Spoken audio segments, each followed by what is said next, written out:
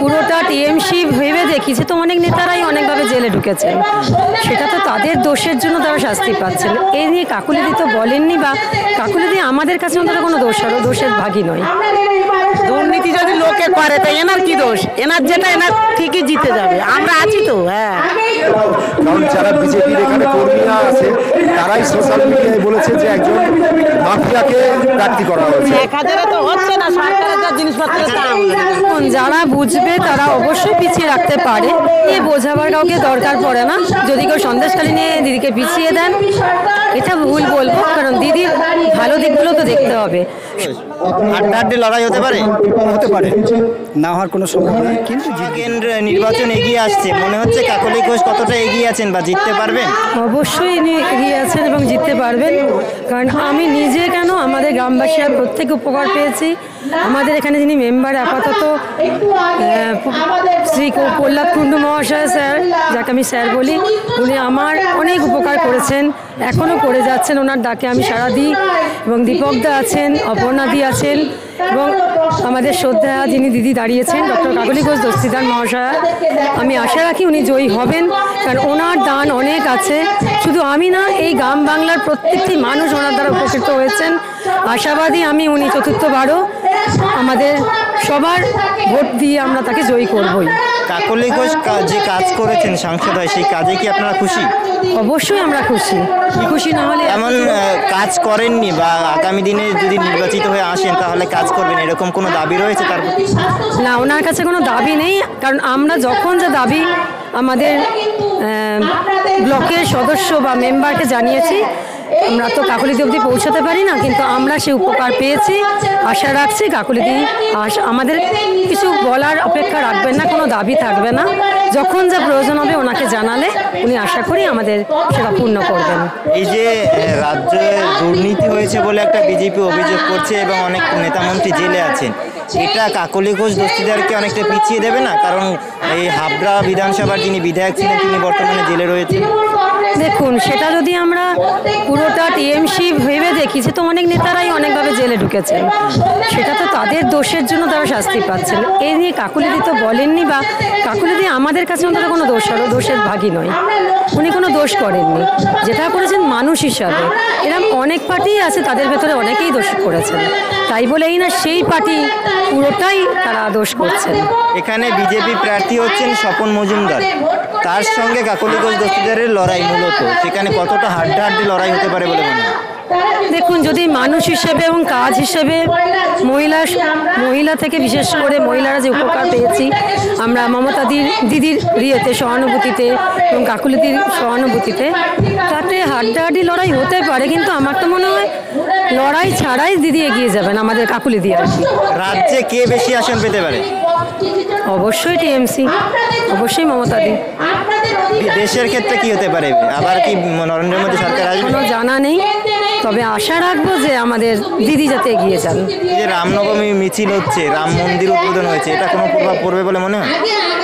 দেখুন, আমরা যখন ছোট ছিলাম রামনবমী পুজো যেতাম, পুজো দিতাম, মেলায় ঘুরতাম, কিন্তু সেটা কোনো পলিটিক্যাল ব্যাপার ছিল না। কালকেই আমি আসার পথে ট্রেনে শুনছিলাম, এখন রামনবমী পুজো মানে এটা পলিটিক্যালে হয়ে গেছে।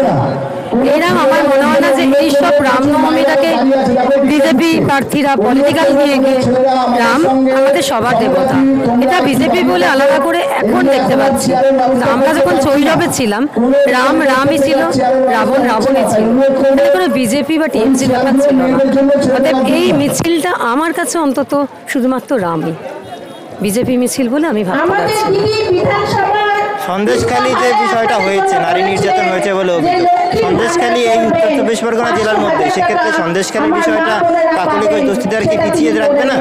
সন্দেশখালী দেখুন, যারা বুঝবে তারা অবশ্যই পিছিয়ে রাখতে পারে, কিন্তু আমি যতটা বুঝি, আমি আজকে নয়, আমি বহু বছর রাজনীতিতে আছি, কারণ আমার কলেজ লাইফ থেকে আমার বাবা পার্টি করতেন, সেই হিসেবে আমি ছোটো থেকে আছি।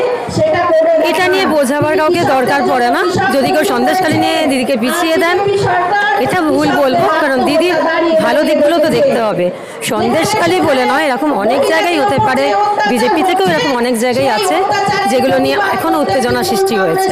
তো মানুষ কেউই মূর্খ নয়, যারা শিক্ষিত, যারা বোঝে রাজনীতিটা, সন্দেশখালী নিয়ে দিদিকে পিছিয়ে দেবে এটা আমার পক্ষে ভাবাটা অসম্ভব।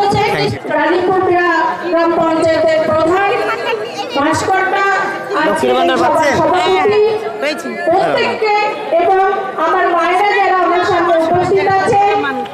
বলছি আপনি লক্ষ্মীর ভান্ডার পাচ্ছেন? হ্যাঁ পাচ্ছি। কত করে পাচ্ছেন এখন? আগে তো 500 পেতাম, আর এই মাস থেকে 1000 ঢুকে আর 500 ঢুকেছে। এই যে 1000 টাকা করে পাচ্ছেন, এতে খুশি? হ্যাঁ খুশি এই টাকা পাওয়া খুশি? এখন তো খুশি। এই যে টাকা দিচ্ছে লক্ষ্মীর ভান্ডার 1000 টাকা করে, জিনিসের দাম তো অনেক বেশি, 1000 টাকায় হচ্ছে না, 1000 হচ্ছে না। তাহলে কি চাইছেন এবার সরকারের কাছে, কি চাওয়া রয়েছে? কি বলবো, কি চাই? 1000 তো হচ্ছে না, সরকারের যা জিনিসপত্রের দাম। আরো কিছু চাইছেন? আরো কিছু হলে ভালো হয়। টাকা বেশি হলে ভালো হয়। এই যে এখানে সাংসদ নির্বাচন, কাকলি ঘোষ দস্তিদার দাঁড়িয়েছে, উনি জিততে পারবেন বলে মনে হয়? আশা তো করে জিততে পারবো। ওনার কাজে কি খুশি? হ্যাঁ খুশি। এই যে রাজ্যে এত দুর্নীতি হয়েছে, সেটাই অসুবিধা হবে না? দুর্নীতি যদি লোকে করে তাই এনার কি দোষ? এনার যেটা এনার ঠিকই জিতে যাবে, আমরা আছি তো। হ্যাঁ, কিসের জন্য উনি জিতবেন মনে হচ্ছে? কি কাজ করেছেন আপনাদের জন্য? অনেক কিছু করেছে তো। আমাদের লক্ষ্মী ভান্ডার ঢুকছে, তারপরে আমাদের এই যে বিয়ের সময় ওটা কি কাজ মনে আসছে না। মাথায় কিছু করে সব খেয়াল আসছে না। অনেক কাজ করেছে। হ্যাঁ, আর কি কি কাজ করলে ভালো হয়? আরো যাতে সমাজটা আমাদের রক্ষা করে, কল আরো অনেক কিছু সাংসদক আছে, এইগুলো করলে ভালো হয়। স্যার, কারণ এটা যেহেতু কর্মী সম্মেলন, আমরা কর্মী নই, সমর্থক। আমরা মনে করি এটা আমাদের দায়িত্ব, কর্তব্য মানুষকে সচেতন করা, এবং সেই জন্যই আমরা এখানে এসেছি। এটা তো প্রধানমন্ত্রী নির্বাচন করার ভোট, তো সেখানে দাঁড়িয়ে কাকলি ঘোষকে ভোট দেওয়ার 5টা কারণ কি মনে হয় যে কেন কাকলি ঘোষকে আপনি ভোট দেবেন? আমি যতদূর জানি, যেসব কেন্দ্রে এর আগের নির্বাচনে বিজেপি ক্ষমতায় এসেছে এবং সেখানকার যারা সাংসদ আছে, তারা কিন্তু তাদের কেন্দ্রে কোনো কাজ করেনি, বরং তারা দুটো কাজই করেছে। এক, সকালবেলার রাজভবনে গিয়ে রাজ্যপালের কাছে গিয়ে বলেছে যে আমাদের মারছে, আর বিকেলবেলা স্বরাষ্ট্রমন্ত্রীর সঙ্গে দেখা করে বলেছে আমাদের মারছে। এছাড়া এই নাকে কান্না ছাড়া আর কোনো কাজই তারা করেনি আজ পর্যন্ত।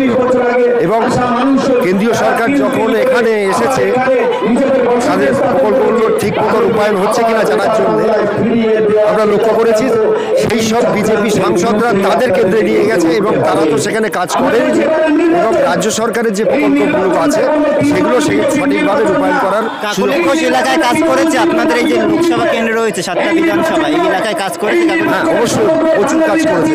আমাদের যে রাস্তার লাইটগুলো, এটা কাকলি ঘোষ দস্তিদারের দেয়া, এবং আমাদের বল্লভপাড়া হাই স্কুলের সামনে দিয়ে যে রাস্তাটা গেছে, বল্লভপাড়ার মূল সড়ক থেকে একেবারে ভিতর পর্যন্ত ওই রাস্তাটাও কাকলি ঘোষ দস্তিদারের সাংসদ তহবিলের টাকায়। আর কি কি কাজ হলে ভালো হয়? সাংসদ যদি পরবর্তী নির্বাচিত হন কাকলি ঘোষ দস্তিদার, তাহলে কি কি কাজ করলে ওনার জন্য বলবেন যে এই কাজগুলো আমাদের দরকার, এই কাজগুলো করলে ভালো হয়? কি কাজ করলে ভালো হয়? আমার মনে হয় আমাদের 118 নম্বর বুথ, এই 118 নম্বর বুথে একটা নিচু জায়গা আছে যেখানে প্রচুর মানুষ বসবাস করে, প্রায় 114 ঘর মানুষ বসবাস করে, কিন্তু তাদের যাওয়া আসার কোনো রাস্তা নেই। আমরা আমাদের সীমিত ক্ষমতার মধ্যে চেষ্টা করেছি ওখানে একটা রাস্তা বের করার, এবং আমরা আমাদের বিধায়ক অশোকনগরের নারায়ণ গোস্বামী মশাইকে বিভিন্ন সময় আমরা বলেছি, এবং তিনি আমাদেরকে আশ্বস্ত করেছেন যে এটা করবেন, রাস্তাটা করার জন্য কিছু টাকার প্রয়োজন, সেটা তিনি আমাদেরকে অ্যাসিস্ট করবেন। কাজটা বাকি রয়েছে তাহলে? এবং সেই রাস্তাটা তৈরি করার জন্য আমরা আগামী দিনে সাংসদের কাছে আবেদন করব। এখানে বিজেপি প্রার্থী দিয়েছে স্বপন মজুমদারকে, কাকলি ঘোষ দস্তিদার এর আগেও সাংসদ হয়েছেন এখানে। কেমন লড়াই হবে? হাড্ডাহাড্ডি লড়াই হবে?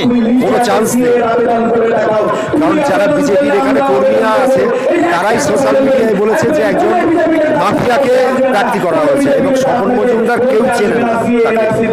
তাই কোনো প্রশ্নই আসছে না লড়াইয়ের। এককভাবেই কাকলি জিতবেন? জিতবেন অবশ্যই। এই একটা প্রশ্ন করলে খুব টাফ যা বলা, তবুও কাকলি কাকলি ঘোষ হাড্ডাহাড্ডি লড়াই হতে পারে? হতে পারে, না হওয়ার কোনো সম্ভাবনা নেই, কিন্তু জিতবে দিদি। এর আগেও সাংসদ ছিলেন এই এলাকা কাকলি ঘোষ। তার কাজে কি খুশি? কোন কোন কাজ এখনো বাকি রয়েছে? মানে কার দিদি না, আমার এলাকায় যেটুকু কাজ করেছে মোটামুটি খারাপ কাজ করে, ভালো করে কাজ করেছে। কোনো জায়গায় কি করেছে বলতে পারবো না, আমার এলাকাটা মোটামুটি। এই লোকসভা কেন্দ্রের অর্থাৎ এই যে বারাসাত লোকসভা কেন্দ্রের একটা হচ্ছে হাবড়া বিধানসভা। সেই হাবড়া বিধানসভার যিনি বিধায়ক ছিলেন, মন্ত্রী ছিলেন রাজ্যের, তিনি এখন জেলে। প্রচারের ক্ষেত্রে বা সাংগঠনিক দিক থেকে কোনো দুর্বলতা এইটাই জন্য সামনে আসবে? আসবে না, দুর্নীতি করে জেলে গেছেন তো। দুর্নীতি হলেও সেই নিয়ে মানে পাবলিকের কোনো এ নেই, কিন্তু কাকলিতেই জিতবে।